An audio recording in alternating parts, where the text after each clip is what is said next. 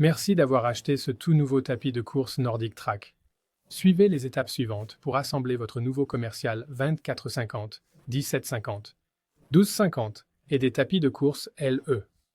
Première étape, conseil d'assemblage. L'assemblage nécessite 2 personnes. Placez toutes les pièces dans un endroit dégagé et retirez les matériaux d'emballage. Ne pas jeter les matériaux d'emballage avant d'avoir terminé toutes les étapes de l'assemblage. Pour identifier les petites pièces, voir la page 6 du manuel d'utilisation. L'assemblage peut être réalisé à l'aide des outils fournis.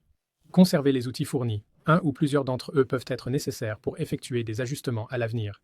Les parties gauches sont marquées L ou Left et les parties droites sont marquées R ou Right. Deuxième étape, tirez le fil à travers le montant droit. Assurez-vous que le cordon d'alimentation est débranché. Retirez les attaches qui fixent le fil du montant au côté droit de la base. Identifiez ensuite le montant droit. Repérez l'attache du fil dans le montant droit. Attachez le nœud de fil à travers le poteau de fil sur le fil du montant.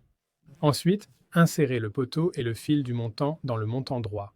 Ensuite, tirez sur l'extrémité supérieure du fil métallique jusqu'à ce que le fil du montant soit acheminé à travers le montant droit.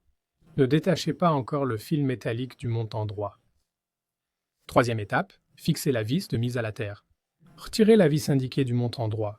Jetez la vis. Identifiez la petite languette sur le passe-fil montant. Insérez la languette dans l'orifice carré du montant droit, puis enfoncez le passe-fil dans l'orifice carré. Ensuite, fixez le fil de terre du fil du montant au montant droit à l'aide d'une vis de mise à la terre. Quatrième étape, fixez les montants. Demandez à une deuxième personne de tenir le montant droit sur la base. Insérez 2 vis de 3,8 3/4 pouces ainsi que 2 rondelles étoilées de 3,8 pouces dans le haut du support situé sur le montant droit. Et serrez partiellement les vis dans la base. Ne serrez pas encore complètement les vis. Terminez la fixation du montant droit en ajoutant 2 vis supplémentaires de 3,8 3/4 pouces et des rondelles étoilées de 3,8 pouces. Ne serrez pas encore complètement les vis. Fixez le montant gauche de la même manière. Remarque, il n'y a pas de câble sur le côté gauche. Cinquième étape, fixez l'assemblage de la barre de maintien. Voir le dessin en encadré. Détachez le fil d'attache du montant droit. Ensuite, demandez à une deuxième personne de tenir la barre de maintien sur les montants gauche et droit. Notez que la barre de maintien comporte des fentes qui s'adaptent aux goupilles de positionnement. Fixez l'assemblage de la barre de maintien à l'aide de 4 vis de 3,8 2 3/4 pouces et de 4 rondelles étoilées de 3,8 pouces. Commencez à visser les 4 vis, puis serrez-les. Sixième étape, connectez le fil du montant. Voir le dessin en encadré. Appuyez sur le petit loquet du connecteur du fil vertical et retirez et jetez le tire-fil. Ensuite, coupez et jetez l'attache en plastique qui sécurise le fil de la barre de maintien. Ensuite, connectez le câble du montant au câble de la barre de maintien. Important. Les connecteurs des fils doivent s'emboîter facilement et s'enclencher avec un clic audible. Vous devez connecter les fils correctement pour que votre tapis de course fonctionne correctement. Ensuite, insérez les connecteurs et l'excédent de fil dans le montant droit. Septième étape, fixez les couvercles des mains courantes. Identifiez la protection de la main courante droite. Insérez le bord avant de la protection de la main courante droite. Dans le côté droit de l'assemblage de la barre de maintien, et appuyez sur le dessus du couvercle de la barre de maintien droite jusqu'à ce qu'il s'enclenche. Fixez le couvercle de la barre de maintien gauche de la même manière. Huitième étape, fixation de la console, première partie. Retirez l'étiquette de la plaque pivotante de la console. Ensuite, demandez à une deuxième personne de tenir la console près de la main courante. Assurez-vous que la console est orientée de manière à ce que le trou indiqué soit aligné avec la goupille de positionnement. Ensuite, insérez les fils de la console vers le bas à travers l'ouverture ronde. Et la barre de maintien pendant que vous placez la console sur la barre de maintien. Ne pincez pas les fils. Fixez l'assemblage de la console à l'aide de 2 vis de 5, 16, 3/4 pouces. Ne serrez pas complètement les vis pour l'instant. Neuvième étape, fixation de la deuxième partie de la console.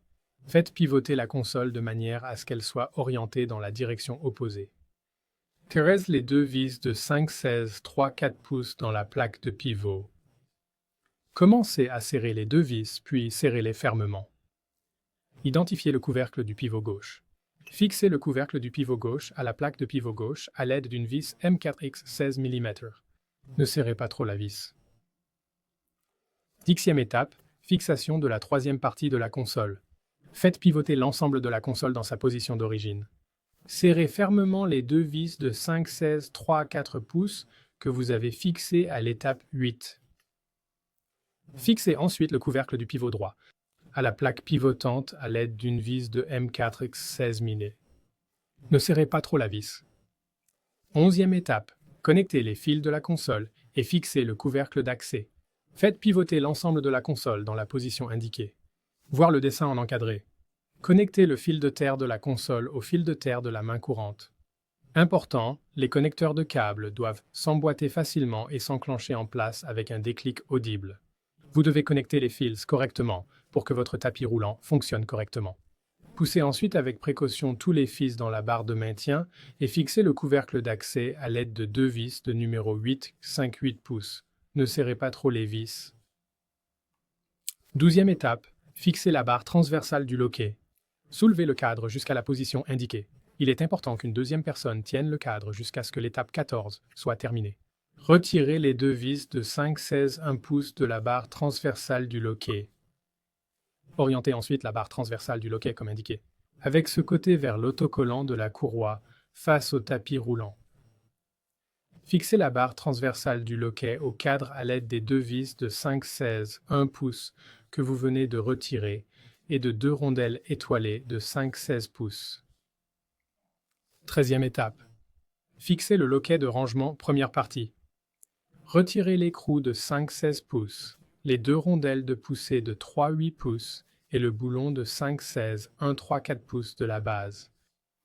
Notez que si un manchon de 5, 16 pouces sort, réinsérez-le. Orientez ensuite le loquet de rangement comme indiqué.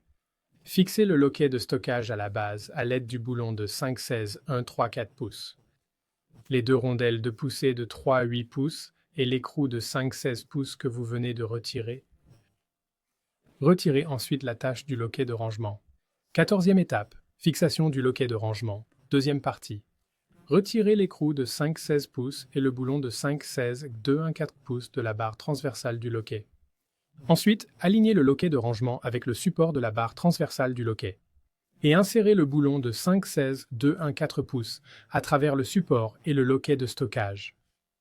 Cette opération fait sortir une entretoise du loquet de rangement. Jetez l'entretoise. A noter. Si un manchon de 5-16 pouces est sorti, réinsérez-le. Ensuite, serrez l'écrou de 5-16 pouces sur le boulon de 5-16 2, 1, 4 pouces. Ne serrez pas trop l'écrou. Le loquet de stockage doit pouvoir pivoter. Ensuite, abaissez le cadre avec précaution. 15e étape. Serrez les vis des montants. Serrez fermement les 4 vis de 3, 8, 3, 4 pouces dans le montant droit.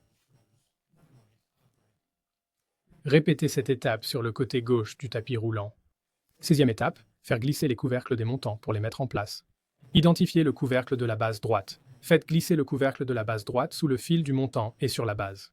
Assurez-vous que le couvercle de la base droite se trouve sous le câble du montant. Répétez cette étape sur le côté gauche du tapis roulant avec le couvercle de la base gauche. Veuillez noter qu'il n'y a pas de câble sur le côté gauche. 17e étape, inspection.